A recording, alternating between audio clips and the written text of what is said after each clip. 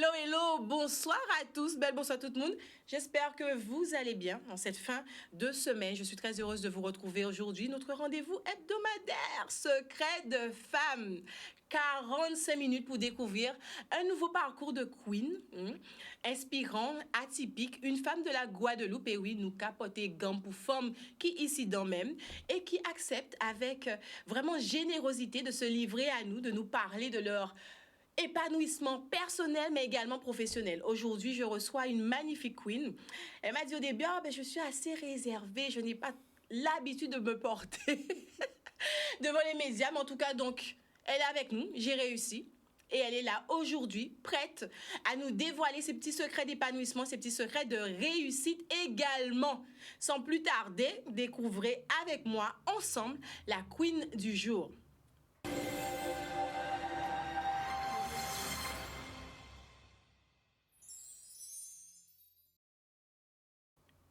C'est l'occasion également pour vous rappeler que cette émission est en direct.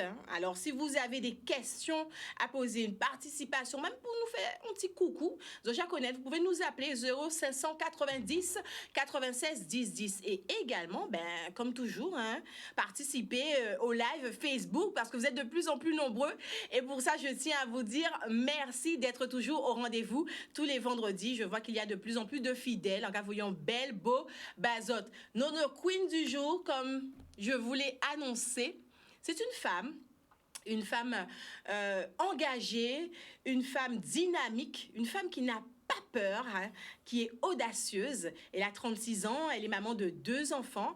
Elle sort d'une enfance qui n'a pas été forcément facile, mais au fil des années, elle a su évoluer, asseoir sa personnalité. Et aujourd'hui, elle a un petit parcours qui se dirige, on va dire, dans la politique. Et on est là pour découvrir son parcours aussi bien personnel que professionnel avec la queen que j'ai nommée Christelle Nanor. Bonsoir. Bonsoir Christelle. Ça va bien, je suis là tranquillement. Mais écoute, merci de m'avoir invité à ton émission. C'est un honneur et un plaisir de pouvoir échanger avec toi et avec toute la population guadeloupéenne qui va nous regarder aujourd'hui. Est-ce que tu es consciente que cette population guadeloupéenne va apprendre à te découvrir sous d'autres facettes? Est-ce que tu es prête pour ça? Ou ça parce que Secret de Femmes, son émission à tiers ouvert, donc faut qu'il ouvert tiers avant qu'il parle. Bon, nous, est-ce qu'on savent ça? Il n'y a pas de souci. Le challenge, je suis prête aussi à ce niveau-là à le relever. Donc, on y va. Exactement. Et puis, Secret de Femmes, c'est une occasion pour d'autres femmes aussi de découvrir des parcours de femmes. On est là pour nous inspirer, pour découvrir, apprendre, partager, transmettre. Est-ce que ce sont des valeurs qui sont importantes pour toi, ça, par exemple, la transmission? Ah oui, totalement. Déjà, en tant que maman, j'ai déjà une responsabilité de transmettre, mais si je peux transmettre aussi l'envie à d'autres femmes autour, elles aussi de s'engager, d'avoir une voix. Enfin, on a toute une voix, donc maintenant, si elle peut s'exprimer, si on peut montrer ce qu'on est, ce que l'on vaut et se valoriser déjà nous-mêmes, puisque s'il faut attendre que d'autres personnes viennent nous valoriser, on va gaspiller du temps. On sait ce qu'on est, on sait ce qu'on a comme capacité, comme compétences qui nous sont propres.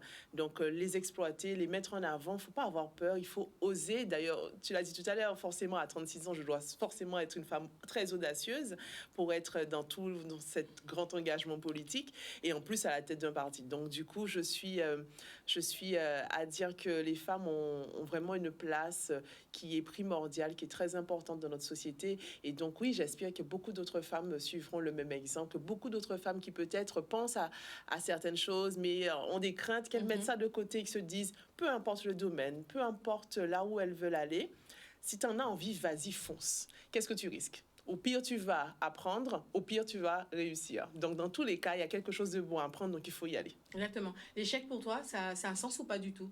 Ah oui, l'échec, ça a du sens. Je ne suis pas arrivée là avec des réussites à tous les coins. Non, forcément, il y a eu des périodes de doute. Il y a eu des périodes où tu te demandes, mais qu'est-ce que je fais là? Il y a des périodes où forcément, tu te remets en question. Je suis quelqu'un qui se remet beaucoup en question. Je passe beaucoup de temps à me poser des questions, à voir si je peux être toujours meilleure, mieux encore dans ce que je fais.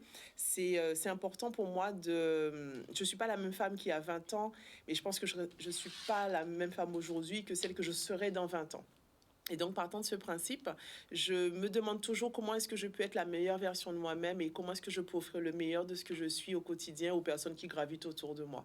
Donc, partant de ce principe, voilà, c'est quelque chose qui anime ma vie et qui me motive depuis toujours, en fait. Au quotidien. Voilà, tout à fait. Justement, tu le disais, tu as beaucoup évolué, la femme que tu es, 36 ans, c'est normal. On va partir de ton enfance. Hein? On va repartir pour les personnes qui te découvrent et qui aimeraient savoir qui moun ça, Christelle Nanor, etc. Donc, vous c'est moun Guadeloupe. Oui, totalement. Je suis née à Saint-Claude. Et où levé Saint-Claude?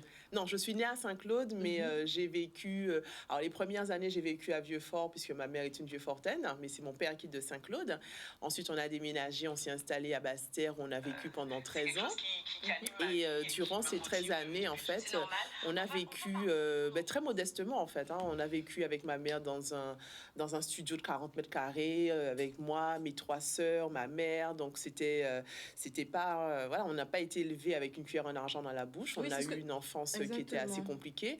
Entre les... Tu me disais même plus que modeste, carrément pauvre, hein, tu l'as dit entre... Oui, on peut dire ça, puisque bon, lorsque tu arrives au stade où, pour nourrir ta famille, tu dois faire crédit dans la supérette d'à côté, parce que c'est ce qu'on faisait en fait. On prenait la marchandise pendant le mois, et puis le mois suivant, lorsqu'il y avait les allocations qui tombaient, et bien du coup, on allait payer les courses. Donc oui, quand tu n'es pas capable de payer tes courses au fil le jour même, oui, on peut dire que tu es dans une situation qui est plus que modeste, qui est quasiment pauvre, oui.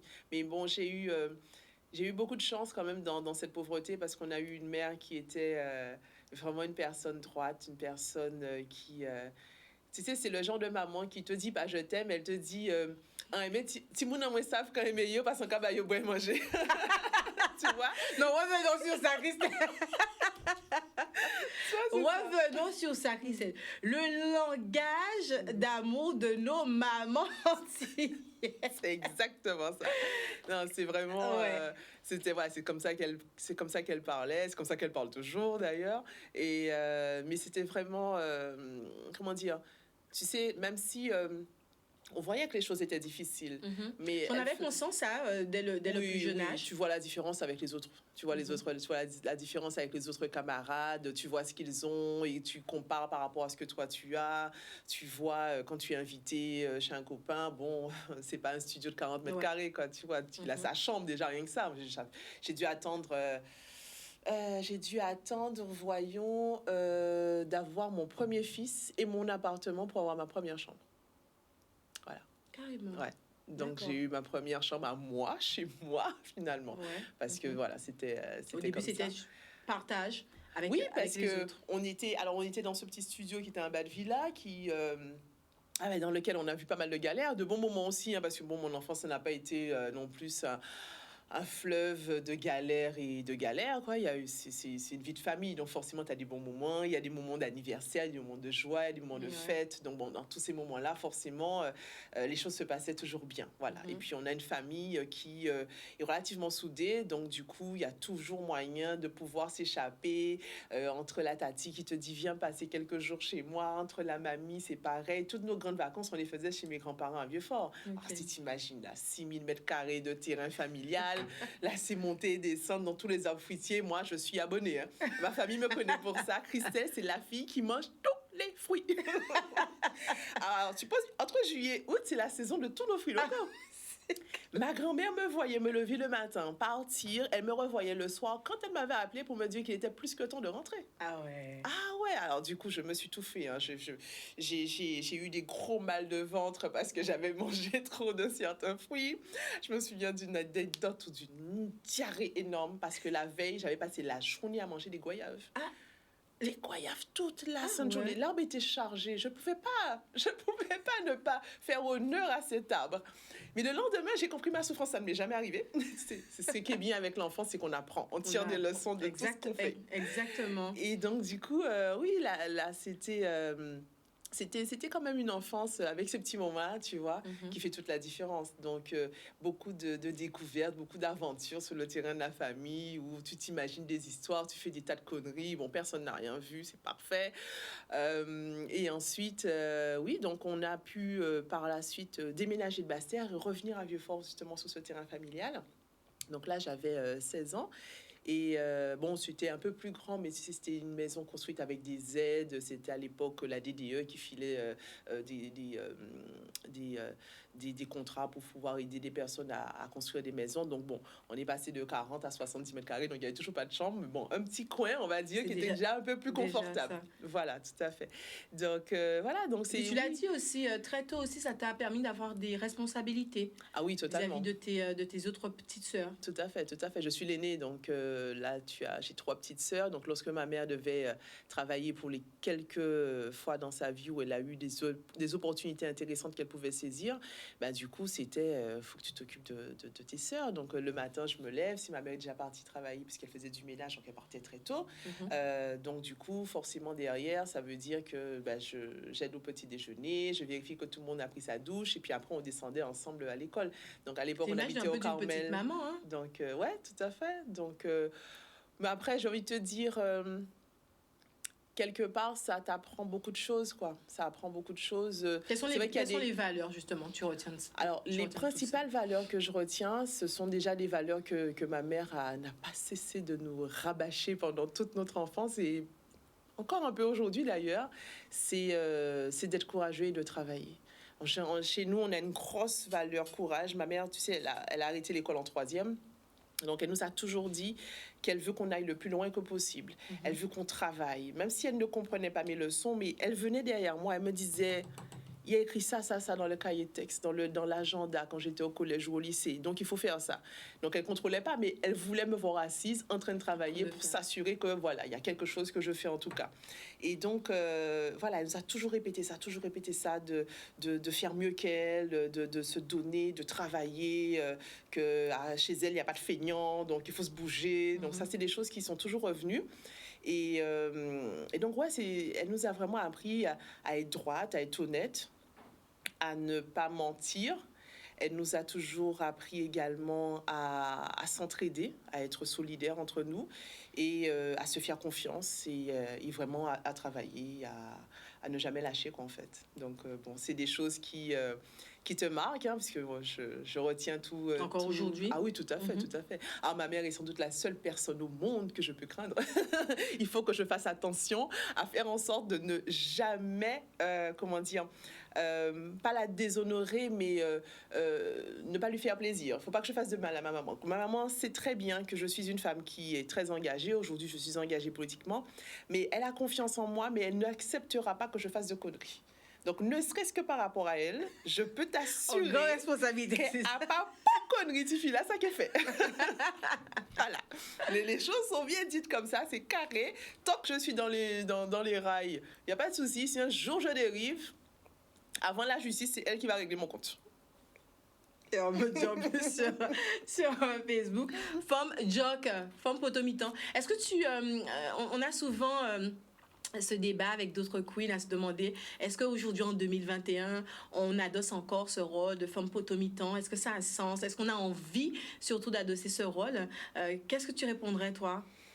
Alors, la définition, je pense, du potomitan a été bafouée par les hommes. Les hommes sont devenus à dire que le potomitan, c'était la femme qui faisait absolument tout. Et du coup, ça veut dire on se dégage, on dit à sa femme, tiens, potomitan, comme ça, on croit qu'on la valorise. Et dans le même temps, on se décharge des responsabilités du foyer. Alors, si c'est ça la définition du potomitan du point de vue d'un homme, en pad. D'accord? C'est même pas qu'on fait pas en pad, du tout. Par contre, du point de vue de la femme, pour moi, un potomitan, ma définition du potomitan, c'est une femme qui est, une femme qui est un peu un couteau suisse dans le sens où elle est à l'aise dans tout ce qu'elle fait.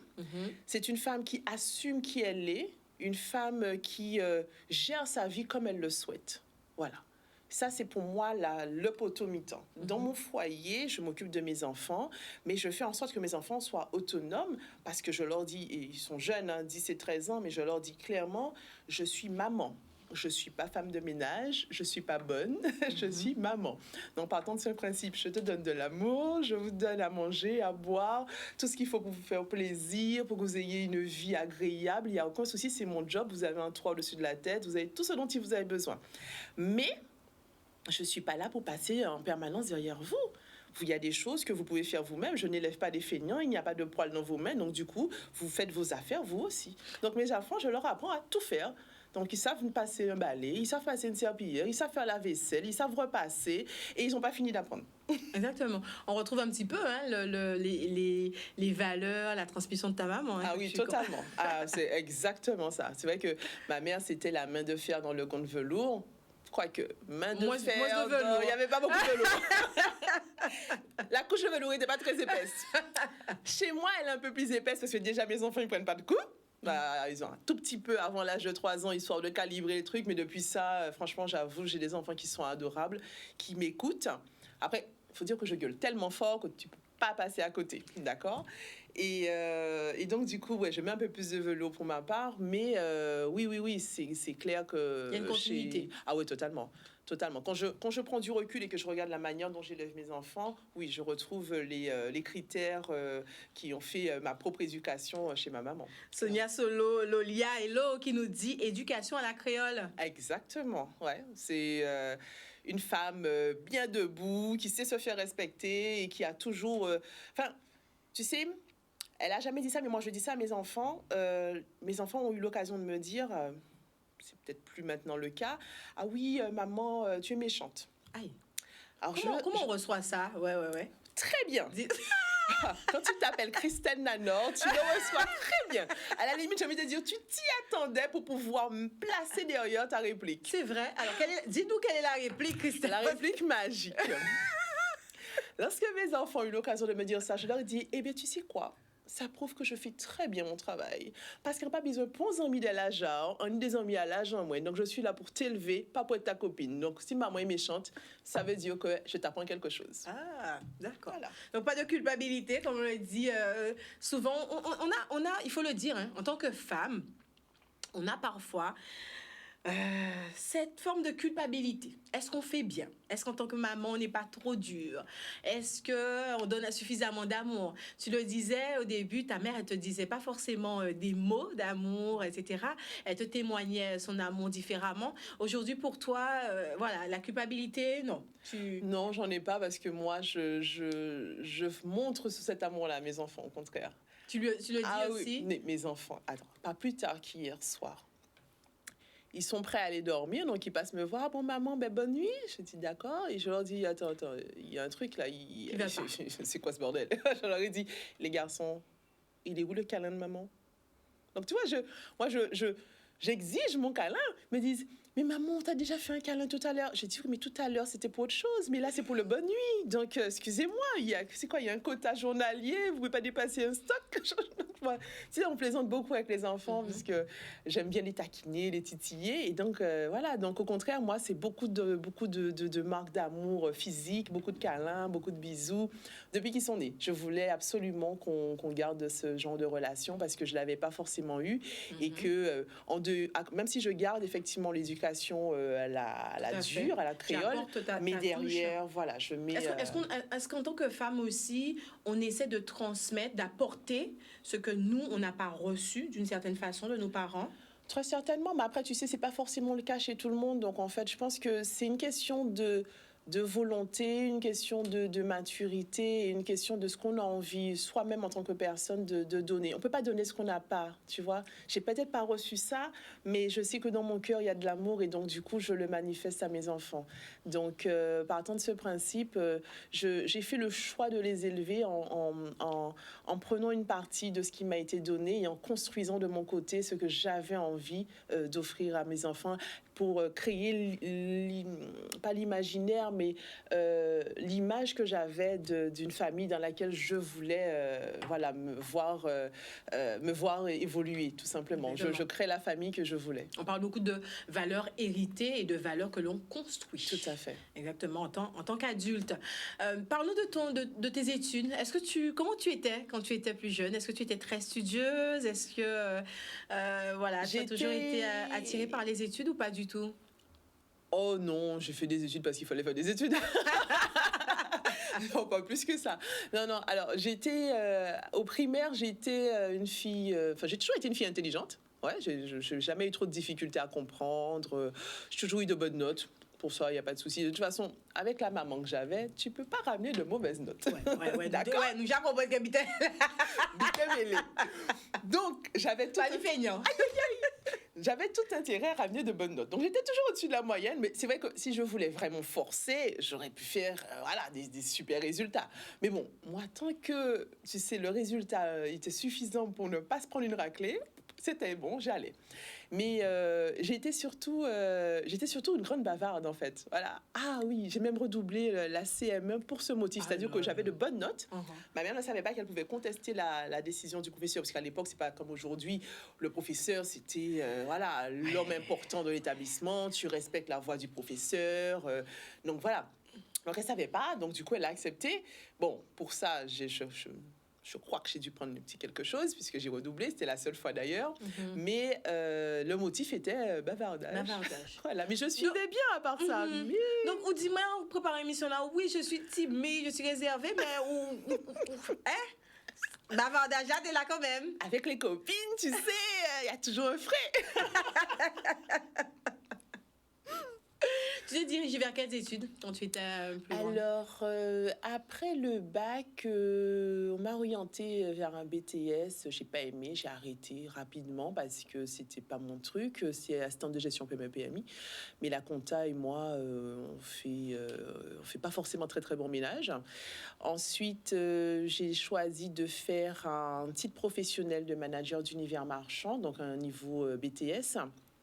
Parce que pour des raisons professionnelles, j'en avais besoin. C'est-à-dire que je travaille dans le commerce. Le commerce, pour moi, c'est vraiment, vraiment une vocation. Ouais, tout à fait. C'est pas du tout une voie de garage parce que j'aime ça, le contact avec les gens, j'aime le challenge, j'aime la petite compétition dans l'atteinte des objectifs. Puis j'aime surtout aussi le contact et d'être en capacité de pouvoir répondre aux attentes de mes clients. Déceler les besoins, exactement. Adapter l'offre. C'est juste... Quand tu n'es pas forcément animé autant, il y a des gens qui font du commerce parce que c'est alimentaire, ils font des efforts, ils se forcent. Mais quand tu kiffes vraiment de pouvoir prendre le temps d'écouter les gens, de pouvoir prendre le temps de déceler ce qu'il leur faut, et ensuite d'avoir la magie de la proposition qui tombe juste comme il faut, et de t'entendre ton client te dire franchement, génial, merci. Quelle satisfaction. Oh là là. J'aime ce merci, de voir les yeux des gens qui brillent lorsque tu as enfin résolu un problème qu'ils avaient. Et donc, tu sais, j'ai eu l'occasion de travailler chez comment ça s'appelle, oh mon Dieu, j'ai oublié le nom de l'entreprise. Bon, j'ai oublié le nom de l'entreprise. C'était chez un opérateur. Oui, vous dire ça comme ça. Et en fait, lorsque j'ai travaillé chez eux, j'étais au service après-vente. D'accord? Donc, ça veut dire que tu gères les galères. Les réclamations, comme on dit. J'ai un client qui est venu un jour avec sa box. Le gars a failli me l'envoyer dans la figure. Il a lancé. J'ai dû bouger pour éviter le choc. Oh là là. Furieux, le monsieur. Eh bien, je l'ai pris en charge, comme tous les autres clients avant lui. J'ai bien écouté toute sa demande, on a vraiment fait le tour, vraiment posé les choses comme il fallait. Et ensuite, je lui ai donc apporté une solution, une réponse à son problème.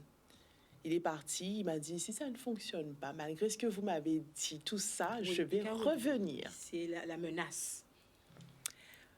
Comme je me suis bien occupée de ce monsieur, le monsieur n'est pas revenu.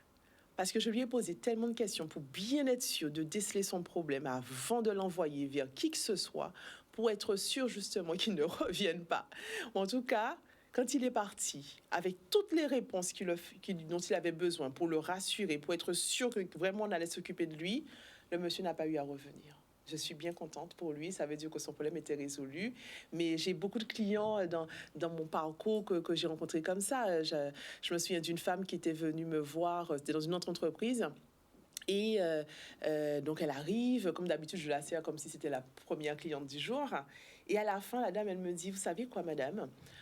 Je suis l'épouse du capitaine de la gendarmerie qui venait d'arriver en fait à Saint-Claude, parce que tous les, je sais pas combien d'années, ils renouvellent le personnel. Et elle me dit, vous m'avez tellement bien renseigné, tellement bien reçu, que du coup, je vais demander aux autres épouses de venir vous voir. Eh ben, ce mois-là, je t'avoue, j'ai fait des superbes ventes. Parce qu'il y a au moins une vingtaine de personnes qui sont venues en me précisant à chaque fois, je viens de la part de... J'ai dit waouh, mais tout ça parce que voilà, quand tu as cette fibre à bien servir les personnes, à être à leur écoute, à te mettre à la disposition des autres, et bien du coup, on te le rend bien. Donc après ce titre professionnel, je n'ai pas perdu le fil, hein. J'ai préparé une licence en commerce et distribution. Par la suite, j'ai préparé un master. Donc aujourd'hui, je suis diplômée d'un master en économie et droit avec une spécialité marketing. D'accord, pourquoi le doigt? C'était compris avec. C'est du droit privé, hein. C'est vraiment le droit des entreprises, voilà. Donc c'était compris avec. Donc j'ai tout pris. Au moins c'est bon. Je pense qu'il n'y a pas d'apprentissage qui est inutile. On utilise toujours tout ce qu'on apprend à un moment ou à un autre dans sa vie. Donc partant de ce principe, moi j'aime bien dans l'absolu, j'aime bien apprendre. C'est juste que j'aime pas apprendre juste pour apprendre. J'aime apprendre des choses que je peux réutiliser. Lorsque je me pose des questions, tu sais, j'ai toujours mon téléphone portable pas très loin de moi. Je ne me pose pas deux fois une question. Je me pose une question, si je n'ai pas la réponse, direct, je vais sur Google, je pose la question. Il faut que je sache. J'aime bien aller dormir chaque nuit avec plus de connaissances que la veille.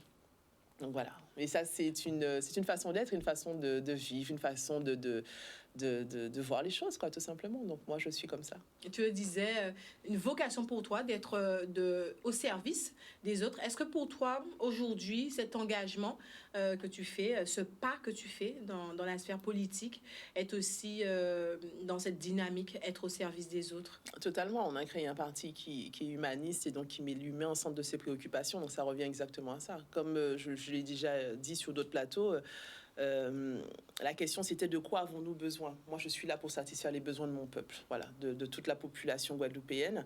Et donc c'est comme ça que je réfléchis, c'est comme ça que je vois ma vie, à faire en sorte que quel que soit ce que je fais, de toujours être utile à ceux qui sont autour de moi. Tout ce qu'on fait de toute manière, hein, je veux dire, toutes les personnes de la société sont utiles, toutes les personnes de la société participent à faire de la société guadeloupéenne ce qu'elle est.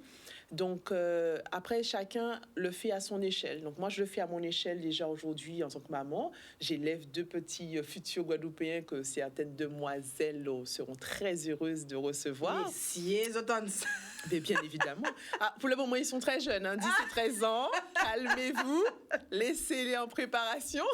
Je forme pour vous donner deux garçons qui savent tout faire, qui ne vont pas vous prendre pour des bonnes. Alors, tu vois, ça, c'est intéressant parce que souvent, en tant que femme, on reproche aux hommes certaines choses. Et lorsque nous-mêmes, on a cette responsabilité d'éduquer nos fils, on a parfois, on élève, voilà, des... Ah non, pas à faire derrière. Je prends mes responsabilités. J'ai toujours pris mes responsabilités. Tu sais, ce que ma mère m'a dit, bon, on est 18 ans, quand elle est là, ou responsable, pas encore, qui paie ça, on fait encore. Ça, c'est bien rentré là-dedans, c'est resté là-dedans. Et depuis ça, je sais pas, entre 18 ans et aujourd'hui, il s'est passé quand même 18 ans. Donc, je n'ai pas eu un parcours linéaire de la petite fille sage. Bon, j'ai fait des petites conneries, forcément, comme tout le monde. Mais ce que je veux te dire, c'est que j'assume. Je suis droite debout derrière tout ce que je fais, derrière tout ce que je dis. Je suis une femme purement et simplement responsable. Et donc, c'est pour cette raison que même dans l'éducation de mes enfants, je prends toutes mes responsabilités. Donc, je sais ce que je veux comme futur homme, comme futur Guadeloupéen que je vais mettre sur le marché. Oui. Donc, partant de ce principe, je fais le job. Je ne me dégonfle pas. J'aime beaucoup. Tu ne te dégonfles pas. Alors, on dit souvent qu'il est toujours ardu de se faire une place dans l'univers politique lorsqu'on est une femme. Est-ce que tu es d'accord avec ça? Écoute, pour le moment, je me suis fait une place. Alors, il faut dire que je n'ai pas de mandat. Donc, mais la place que je me suis faite, je me la suis faite. L'engagement, on parle même de l'engagement. Je porte de la voix de la femme. Tu sais, je pense qu'aujourd'hui, s'il y a des femmes qui ne se font pas entendre, c'est parce qu'elles ont des craintes. Parce qu'aujourd'hui, tu peux te faire entendre. Regarde, moi, j'ai 36 ans. Il y a un an, enfin même pas un an, il y a 6 mois, on ne me connaissait pas. Aujourd'hui, on me connaît. Parce que bon, c'est du travail, c'est sûr, ça c'est vrai, il y a du boulot derrière. Il ne faut pas croire que je suis arrivée là accidentellement. Il y a une équipe, une grosse équipe qui fait un boulot conséquent derrière. Et donc, d'ailleurs, je les en remercie. Mais il faut avoir ce courage-là. Franchement, c'est une question de volonté et il ne faut pas lâcher. C'est ça, en fait. Moun pas qu'à mettre bâton ou en tant que femme. Là où sont femmes et qu'on prend place en politique, pas ni bâton. Pour moi, aujourd'hui, on a lutté aussi contre la parité. Il y a des lois qui ont été mises en place. Tout à fait. Mais depuis tout ça, il faut que les femmes se fassent entendre, justement. Parce que ces femmes qui ont justement lutté pour avoir cette parité, ces femmes qui ont lutté ne serait-ce que déjà pour qu'on puisse revenir à la base, avoir le droit de voter. Tout à fait. On fait partie d'une société, c'était quand même normal qu'on donne notre avis sur ce qui se passe dans la société. Ça paraissait pas si évident, mais ces femmes, je les respecte et je les remercie grandement. Et c'est pour ça d'ailleurs que je dis aux femmes qu'elles ne peuvent pas ne pas voter, parce qu'il y a trop de femmes qui se sont battues pour qu'on puisse le faire aujourd'hui. Voilà. Donc ça fait partie de nos droits, ça fait partie de notre devoir aussi, et de donner notre opinion, de faire entendre cette voix. Mais moi, j'aimerais vraiment voir beaucoup plus de femmes s'engager politiquement, parce que je pense qu'on a... on a une fibre particulière. Je pense qu'on a peut-être plus de visionnaires chez les femmes que chez les hommes. Mais justement, c'était la question suivante. Tu me devances un petit peu. Selon toi, quel est le plus qu'une femme peut apporter? C'est ça. Moi enfin, je parlais de moi, puisque je connais pas forcément toutes les femmes engagées en politique ou toutes celles qui voudraient s'engager en politique, mais par rapport aux relations, aux contacts que j'ai pu avoir avec certaines femmes, il y a une chose que je retrouve souvent chez elles, c'est ce côté, ce côté engagement.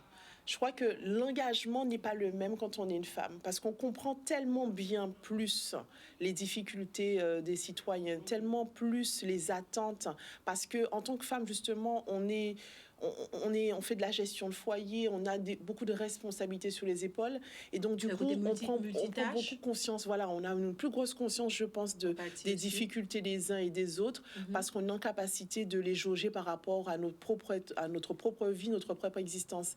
Et donc je crois qu'une personne, quand elle a autant de responsabilités, autant de courage à tout mener, et aussi cette volonté d'aller plus loin et donc de s'engager, l'engagement, il est plus noble. Je le trouve qu'il est plus sincère. Voilà, tout à fait. Et donc, je pense que vraiment, c'est pour ça que je pense que les femmes, elles doivent le plus que possible avoir leur place, ne pas hésiter à s'engager et apporter une contribution qui est forte, parce que... oui, il y a des choses à faire, il y a de très belles choses à faire, en l'occurrence pour notre pays, mais dans tous les pays du monde. Et on voit que dans certains pays, là où les femmes gouvernent, ça se passe beaucoup mieux que dans les pays où il y a des hommes. Tu vois, les arguments que tu viens de présenter aujourd'hui, certains le voient comme des avantages. Par exemple, le côté multitâche, le fait que la femme soit celle qui prenne le plus de congés, maternité, la grossesse, etc. Et on le retrouve même cette discrimination un petit peu dans le milieu aussi professionnel, cette évolution qui n'est pas égalité entre les hommes et les femmes. Voilà, on l'entend clairement. Une femme avec toutes nos tâches domestiques, tenir le foyer. On remet souvent nos compétences, notre capacité à être disponible, notre capacité aussi à être stable émotionnellement. Ça, ce sont des choses, ce sont des arguments que les je vais pas dire les oppresseurs. Mettre en avant. Qu'est-ce que tu penses de ça? Tu sais, je pense que c'est très facile de trouver des arguments. Dès lors où tu veux effectivement rabaisser les autres, tu trouves toujours quelque chose à dire. Il faut partir d'un truc. L'autre jour, je me faisais la remarque. Comment est-ce qu'on peut considérer que la femme est le sexe faible, alors que la femme doit mettre une énergie de dingue à sortir un enfant de son ventre pour le mettre au monde? D'accord? Et elle fait quoi comme enfant? Le sortir, le porter aussi, tu oublies, Christelle. Il y a tellement d'autres étapes. Il y a tellement d'autres étapes à supporter. Donc, comment est-ce qu'on peut dire qu'une personne qui arrive à porter un enfant, à l'accoucher, avec des souffrances qu'on en connaît, à s'en occuper, tout ça en faisant de la gestion de foyer, tout ça en faisant toutes sortes de gestion, qu'on peut venir dire que cette femme est un sexe faible, qu'on peut venir dire que cette femme ne peut pas prendre des responsabilités, alors qu'elle passe sa vie à multiplier les responsabilités entre la gestion de, je sais pas moi, il faut emmener à l'école, ensuite il faut emmener au sport, ensuite il faut... Mais ça, c'est c'est de la gestion de planning. Il n'y a pas beaucoup d'hommes qui arrivent à gérer leur propre temps à eux seulement. Donc toi, tu gères ton temps, tu gères celui de tes 1, 2, 3, 5 gamins. Donc, excuse-moi, mais là, il faut être un véritable manager pour pouvoir gérer autant d'allers-retours, de gérer les budgets. Qui est-ce qui gère les budgets? C'est les femmes. Qui est-ce qui font les courses et donc qui gèrent l'alimentation et la santé de tout le foyer? C'est encore une femme. La femme est une gestionnaire en puissance. La femme a 10 cerveaux dans sa tête. Donc, du coup, la femme, elle est capable absolument de tout faire. De toute façon, je pars du principe que si on est équipé, comme les hommes, d'une tête, 2 bras, 2 jambes, ça veut dire qu'on peut faire la même chose. Donc, partant de ce principe-là, je ne peux pas accepter d'entendre les hommes rabaisser sur aucune question la femme. Ils sont venus tous d'une femme, donc ils doivent remercier les femmes et se rendre compte que sans femmes, eh bien, ils ne peuvent pas être là. Et donc, partant de ce principe, voyons les femmes comme nos égaux, messieurs, parce que c'est le cas, purement et simplement. On est équipé avec les mêmes outils. Donc, si les hommes veulent voir les femmes plus disponibles, eh bien, ils ont qu'à prendre les tâches ménagères à leur charge. Répartissons, les gars. Puisque vous êtes forts, d'ailleurs, le sexe fort devrait en faire plus. Et le sexe faible devrait en faire moins. Bon, on retient, Christelle, que tu prépares de futurs kings qui sauront justement répartir ces tâches et être complémentaires à leur queen, n'est-ce pas? Tout à fait. Oui, ça sera ma grande contribution. Elles seront ravies. Ça, c'est sûr. Exactement. Non, mais c'est vrai qu'il faut effectivement que chacune d'entre nous, à notre échelle, nous faisons vraiment le mieux que nous pouvons. Voilà. Moi, je ne cherche pas à être une surfemme. Je ne suis pas, comment te dire, une super-héroïne. Pas du tout. Mais lorsque je fais quelque chose déjà, comme beaucoup de femmes, je le fais autant que possible, à fond. Je le fais bien, je le fais avec bonne volonté, je le fais dans le respect des autres également, mais je le fais pour que derrière, il y ait quelque chose de positif qui en sort. Et je pense que quand on cherche en permanence à aller vers quelque chose de bon, eh bien, tu sais, tu donnes du positif, tu reçois du positif également en retour. Et donc, moi, je vis comme ça. Et lorsqu'une porte se ferme, généralement, pour moi, il y a une fenêtre qui s'ouvre, voire une plus grande porte encore. Voire une plus grande porte, on barrière, ouais, je me permets de rebondir sur ce que tu as dit. Le côté femme forte. Je remarque quand même que nous avons de plus en plus, en tant que femme forte, on brandit un peu cette carte. Nous sommes des femmes fortes, nous pouvons tout faire, etc., etc. Là, tu le démontres, on me dit oui, bravo, etc., etc., tout à fait d'accord. On voit les femmes qui rebondissent à tes propos. Est-ce que ce n'est pas double tranchant dans cette société de se positionner en tant que femme forte, indépendante? Est-ce que finalement, on permet à ces hommes d'avoir leur place à nos côtés? Est-ce que justement, en brandissant cette carte de femme forte, certaines se disent pas, bon, j'ai ça fait tout de mi-temps, débrouillé, qu'à gérer, manager, gestionnaire, qui mi-temps, elle gère tout, la grossesse, le marché, avec que pourra, qu'elle fasse tout toute seule. Je pense que ça, c'est pas le piège. Non, je pense pas que ce soit un piège, en fait. La société, elle a changé, la société, elle a bougé, mais les femmes, en fait, aujourd'hui, quand elles disent qu'elles sont femmes fortes, selon mon point de vue, bien évidemment, je pense que c'est vraiment pour faire comprendre aux hommes que je n'ai pas l'intention de devenir une victime. Demain matin, tu es là. Demain matin, tu n'es plus là. Je ne vais pas devenir une victime qui va pleurer toute la journée parce que tu n'es plus là. Je suis donc une femme forte. Tant qu'on peut fonctionner ensemble, fonctionnons ensemble. La relation, elle est belle, tout se passe bien, super. On y met du sien, tu y mets du tien, super. Mais je ne suis plus aujourd'hui, la femme guadeloupéenne n'est plus aujourd'hui une serpillière, n'est plus aujourd'hui une femme accessoire, n'est plus une femme Kleenex qu'on peut me balancer et on va aller prendre une autre parce qu'elle va rester debout malgré tout. Voilà. C'est ça ce que ça veut dire. Quand les femmes disent que je suis une femme forte, ça veut dire que quel que soit ce qui arrive, vent et marée, je suis une femme forte, j'assume qui je suis, j'endosse mes responsabilités et personne ne peut empêcher moi d'avancer. Merci. Alors, je pense que... Mesdames, très bien. Très bien. Oui, bon, on voit. On a des Camboulin Marilyn qui nous dit absolument, tout à fait. Elena Radimassa qui nous dit il faut faire avec les hommes, nous sommes complémentaires, nous dit-elle. cette fonction, cette notion de complémentarité qui revient de plus en plus souvent au-delà de l'égalité. Alors, je vais te parler un petit peu du Rwanda. Hein, tu disais tout à l'heure là qu'il y a des pays où les femmes sont plus ou moins engagées dans la sphère politique. Par exemple, le Rwanda, il faut savoir que les femmes détiennent un plus grand nombre de sièges, par exemple, au Parlement. J'ai découvert ça, j'ai trouvé ça et c'est admirable. Un pays très riche, le Rwanda. Ben, tu vois, pas de hasard. Elles assument de grandes responsabilités, elles exercent une plus grande influence, dit-on. Ça vient aussi de leur parcours aussi, où la femme était celle chez qui on venait prendre les conseils, aussi bien les décisions familiales, les décisions politiques, et surtout aussi la spiritualité. Le Rwanda est un cas particulièrement intéressant. On dit en 2003, les femmes détenaient 48,8% des sièges à la Chambre basse, ce qui place ce pays en tête du classement mondial de la représentation politique des femmes du Parlement et dépasse ce qui est généralement accepté, comme on le dit, hein, comme la masse critique des 30%, comme on peut voir dans les autres pays. Aujourd'hui, ce nombre atteint même 56%. Hein, il est important de noter cependant que le succès obtenu du Rwanda n'est pas seulement dû à l'augmentation du nombre de femmes parlementaires, mais aussi aux travaux de forums, hein, de plus en plus de militantes sur le terrain, hein, qui insuffle des modèles politiques aux jeunes femmes aussi qui grandissent. Qu'est-ce que tu penses de ça? Dieu bénisse le Rwanda. Dieu bénisse le Rwanda. Quel beau pays.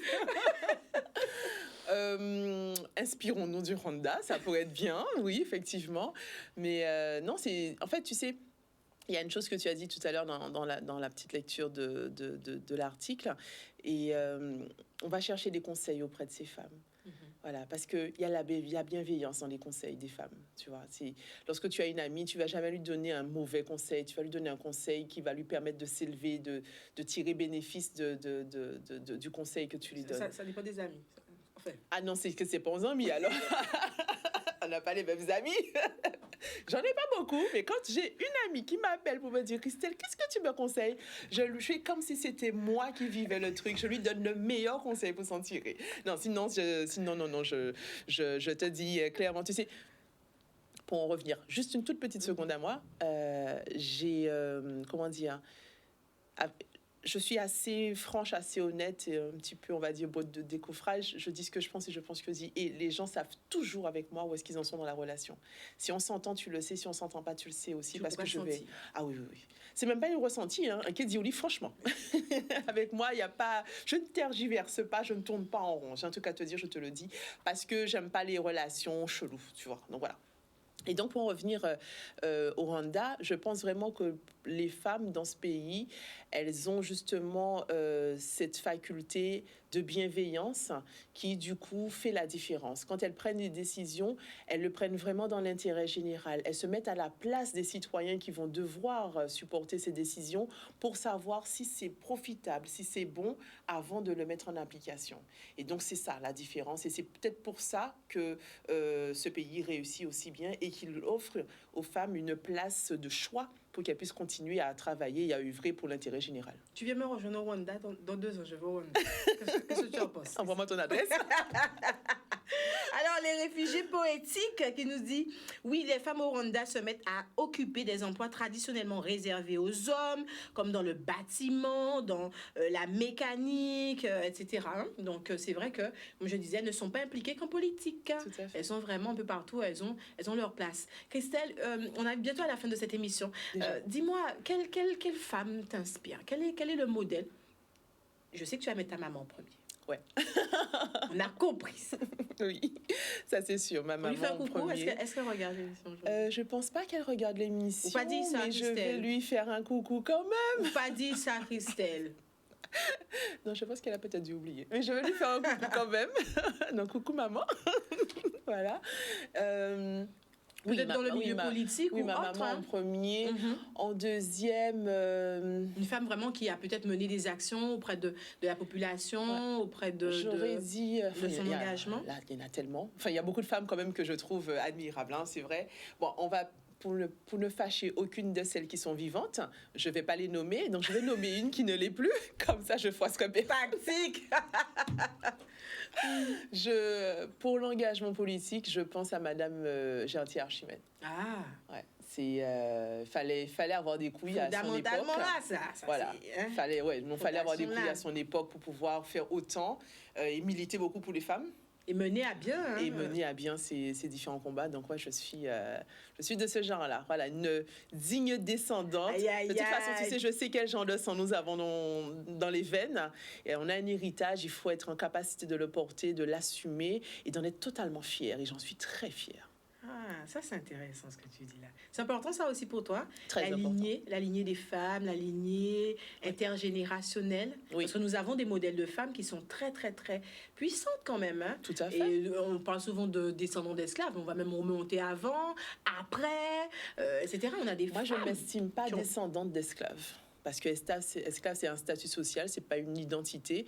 Je suis descendante de 4000 ans d'histoire africaine. Je suis descendante de combattants. Je suis descendante de rois et de reines africains.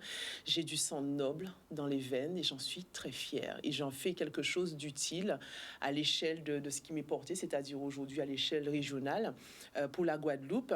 Mais non, je suis pas descendante d'esclaves. Je suis descendante de personnes qui ont fait des découvertes extraordinaires et qui aujourd'hui nous permettent de vivre dans un monde rempli de technologies. Je suis la descendante de personnes qui ont une culture d'une richesse extraordinaire qu'aucun autre pays du monde n'arrive à égaler. Non, je suis...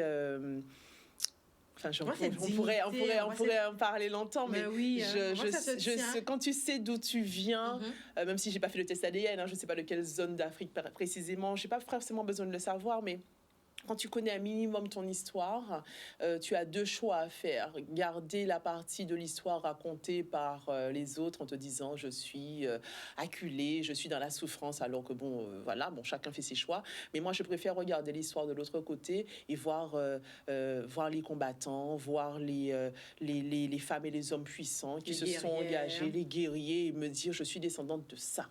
Et c'est dans cette dynamique, dans cette lignée que tu poursuis. Exactement. On dit que chaque génération, j'adore cette phrase, vous avez dû m'entendre. Désolée. Chaque génération doit, dans une relative opacité, découvrir sa mission. La remplir ou la trahir? Tout à fait. De France Fanon. Cette phrase, on l'a mise dans notre petite vidéo de présentation pour lancer notre partie, parce que je l'adore aussi. Donc, j'ai demandé à mon équipe, je leur ai dit, je veux absolument dire cette phrase. J'ai dit cette phrase. Et donc, en tant que justement jeune Guadeloupéenne de 36 ans, ma génération a sa responsabilité de prendre les choses en main et de faire autrement pour l'avenir de notre pays. Donc, j'assume cette responsabilité. Je ne la fuis pas. Je regarde les choses en face et j'y mets tout mon cœur, tout mon courage, tout ce qui fait de moi ce que je suis, tout ce que j'ai dans mon cerveau à offrir à mon peuple, dans ton cœur aussi, dans mon cœur, dans mes tripes, je mets tout à disposition, je mets tout au service de mon peuple, et puis j'espère que le peuple dira oui. Le peuple dira oui. Et tu l'as dit, j'ai beaucoup aimé cette dernière phrase, on va conclure sur ça. Je ne veux pas que mes enfants, donc on parle là de génération à venir, parce que, disons-le, mes enfants là, les enfants de la Guadeloupe. Tout à fait. Je pense que tu as cette portée aussi, oui, quand tu le dis. Hein. Je ne veux pas que mes enfants me disent, tu savais, tu as vu, et pourtant tu n'as rien fait. Tout à fait. Ah, c'est puissant. Moi, j'ai trouvé ça puissant. Ça, oui, parce que c'est aussi pour ça que notre organisation a ce nom, parce que il fallait qu'on prenne conscience de ce que nous sommes, conscience de ce que de la situation dans laquelle nous vivons, que nous ayons conscience de nos richesses, que nous ayons conscience vraiment de plein de choses. Pour aussi regarder, moi je regarde mes enfants, je les trouve trop mignons, mais je veux te dire, au-delà de regarder le physique, je me demande tout le temps, qu'est-ce que moi, maman, je vais leur laisser? Aïe, aïe, aïe. Et je pense que toutes les mamans doivent avoir cette question qui les obsède, qu'est-ce que je vais leur laisser? Surtout quand tu vois que ta vie est une galère. Tu vois ce que je veux te dire? Aujourd'hui, malgré mes superbes diplômes, je ne peux pas travailler en Guadeloupe parce que l'économie est tellement peu développée que les opportunités ne sont pas là, que soit, tu sais, on me dit parfois trop de diplômes d'un côté, trop expérimenté de l'autre. Je me dis, mais attends, 2 minutes, quoi. Comment est-ce qu'on peut dire ça à quelqu'un qui veut apporter sa contribution au territoire? Et du coup, je me pose vraiment la question, mais qu'est-ce que je veux leur laisser et qu'est-ce que, du coup, nous allons tous laisser à cette génération qui arrive? Tout à fait. Les enfants, mais c'est un cadeau, c'est précieux, c'est l'avenir de ton pays, c'est la trace que tu vas laisser, on va dire, dans l'histoire de ton pays. Donc, c'est tellement important de leur laisser quelque chose de bon dans lequel ils vont évoluer qu'on doit tout faire, mettre notre énergie pour être sûr de leur donner le meilleur. Si on ne peut pas faire ça en tant que parent, ça veut dire qu'on ne remplit pas notre rôle. Et moi, je ne peux pas accepter de dire que je ne remplis pas mon rôle. Donc, pour tous les enfants, trahir ma mission. Pour tous les enfants de la Guadeloupe, je donne toute mon énergie chaque jour et je continuerai aussi longtemps que la santé me sera prêtée pour le faire. Super. Enfin, un petit coucou du côté de Facebook, hein, parce que beaucoup de personnes te suivent. Il y a Marie-Lou qui nous dit, c'est quoi la rediffusion de cette émission, s'il vous plaît? On va voir cette émission-là bien, Marie-Lou. On va préciser ça. Manzel Amboulé qui nous dit, très puissant. Coucou Manzel Amboulé. Jean-Albert qui nous dit, ton invité parle bien, très confirmé et en confiance. La confiance. Oui, j'ai confiance en moi et j'ai confiance en ce que je fais. Je sais que mes pas, chaque mot est orienté pour faire quelque chose de positif pour le pays. Les réfugiés poétiques, il nous dit, chaque génération sans doute se croit vouée à refaire le monde. La mienne sait pourtant qu'elle ne le refera pas. Hein, un petit peu de tristesse, de désespoir. Oui, mais sa tâche est peut-être un peu plus grande. Elle consiste à empêcher que le monde se défasse. Parce que dans ce qu'il dit là, c'est aussi le comment dirais-je, avoir conscience que l'on partira sur cette terre, peut-être sans avoir mené à terme ou à bien tous les combats. Mais en tout cas, on aura permis des avancées, des lumières pour que les autres... Il faut apporter sa contribution. Exactement. Tout à fait. De toute façon, tu sais, quand tu penses... à un pays, le pays, bon, voilà, il va pas s'arrêter avec ta vie. Donc, forcément, tu apportes le temps de ton existence, ta contribution. Mais il faut que ce passage que tu passes sur cette terre soit le plus profitable pour toi-même et pour tous ceux qui gravitent autour de toi. Voilà. Exactement. Ça, c'est une mission personnelle que je m'impose au quotidien. Et tu as dit, en tout cas, pas de regret pour toi. Non. Tu fonces. Je fonce. Et cette année... Tu t'engages pleinement. Tout à fait. Pour ceux et celles qui veulent découvrir, parce que vous ouvrez, nous parler de politique, mais nous pas nommer parti. Ce sera à vous d'aller découvrir plus si vous en avez envie. Où est-ce qu'on peut retrouver ton parcours, ou là on a posé parole là, on sait que sur les Facebook, hein, on oui,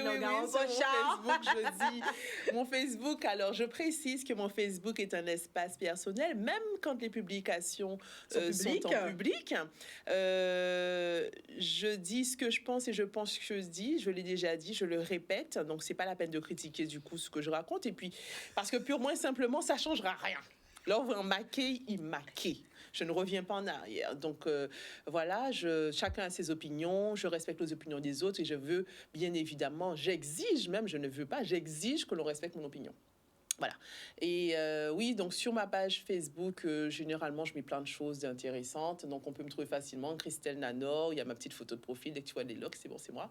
Et puis ensuite, bien, sur cette page, sur mon compte Facebook, de toutes les manières, il y a les relais de toute l'organisation. Donc, on ne peut rien louper. Voilà.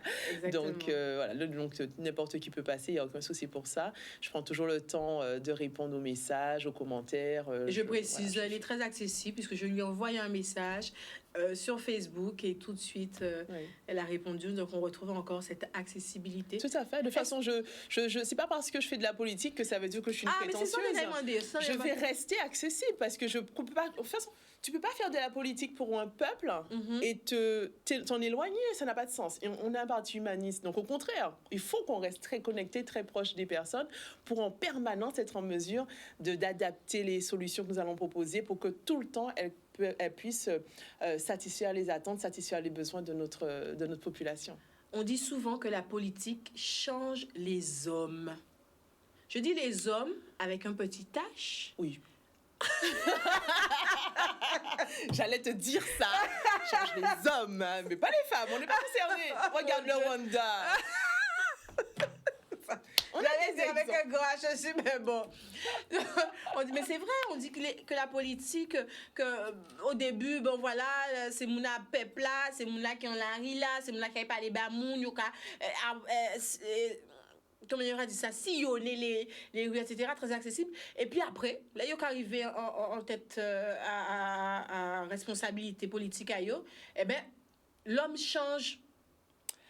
Moi, alors, tu sais, comme je n'ai pas encore eu ce genre de responsabilité, je ne peux pas dire d'avance, mais en tout cas, une chose est sûre, c'est que j'ai tout verrouillé autour de moi. La famille, les amis, même les collègues, tout le monde a sa responsabilité pour faire en sorte en permanence de me donner 2 tapes derrière ma tête si toutefois je montais le son un peu plus fort que d'habitude. Ah, ça, j'ai verrouillé. Parce que c'est vrai que je sais, comme je t'ai dit, je sais quel genre de femme je suis aujourd'hui. J'apprécie la femme que je suis. Je veux absolument le rester. Et je pense vraiment que si nous, on fait de la politique de la bonne manière, qu'on ne changera pas. Mais je n'aspire pas à changer parce que, je veux te dire, petite confidence, comme est dans Secret de Femme, rapidement, si je suis là, c'est vraiment parce que je pense vraiment être investie de cette mission-là avec mon équipe, parce que à la base, la politique ne faisait pas partie de mes projets. Voilà, moi, mon rêve personnel, c'est d'être chef d'entreprise, d'être à la tête d'une entreprise de production locale, parce que j'ai déjà des idées de ce que je pourrais créer pour mon pays. Mais la politique, franchement, c'est une parenthèse, c'est de l'abnégation. Je mets en parenthèse ma vie, mes projets, pour apporter quelque chose de constructif à mon territoire. C'est ce qui m'intéresse aujourd'hui, c'est tout. On va conclure sur ça. N'est-ce pas, Christelle? En tout cas, ce fut un réel plaisir pour moi de t'avoir sur le plateau. Je pense que nombreux ont été aussi les personnes qui ont apprécié de te découvrir, de découvrir ce parcours de femme, une autre facette de la femme qui se présente. Ben oui, mais ça me fait plaisir aussi. Ça me fait toujours un honneur d'être invitée. Donc, franchement, cet échange, parfait. Je n'ai rien à en dire. Pourtant, j'étais timide au départ. Mais après, voilà, je suis passée de la timidité à la bavarde. Donc, finalement, tout s'est très bien passé. Donc, vraiment, un grand merci à toi pour ton invitation. Et puis, un grand merci à tous les internautes qui ont mis des messages. C'est très aimable. Et puis, on aura l'occasion de se revoir dans d'autres occasions, bien évidemment. En tout cas, je lâche rien. Et donc, voilà, juste un grand merci à tout le monde. Ne lâche rien. C'est tout ce qu'on peut te souhaiter, d'accord? Encore un beau parcours en tant que femme, en tant que maman, en tant que femme engagée dans la sphère politique. Tout à fait. Super. En tout cas, merci à vous. Merci de nous avoir suivis. Merci aux fidèles. J'apprécie de voir que vous êtes là. Vous continuez. Un monde dit, moi, mettez-moi du bout pour ouvrir les gens. Non, parce que je transpire. Voilà. Voilà. Donc, je ne vais pas me mettre debout. Je ne vais pas me mettre debout. Vous avez déjà ouvert beaucoup de transparence dans cette émission. Je suis très heureuse, très heureuse d'avoir pu échanger avec vous encore une fois ce nouveau parcours de femme de Queen. On se retrouve la semaine prochaine, mardi, le clin d'œil événement. Vous connaissez déjà notre rendez-vous hebdomadaire. Mettre en avant des parcours de producteurs, de projets, d'associations, de bénévolat, des événements locaux. Et puis le vendredi, c'est tout autre parcours. Et là, on met l'accent sur les femmes. Et je sais que vous appréciez ça, puisque même les hommes y participent. On adore ça. Très bien, je vous souhaite un excellent week-end. Beaucoup de lumière, beaucoup d'amour, beaucoup d'engagement aussi sur votre chemin. Jacques Honnête, l'amour au pillage.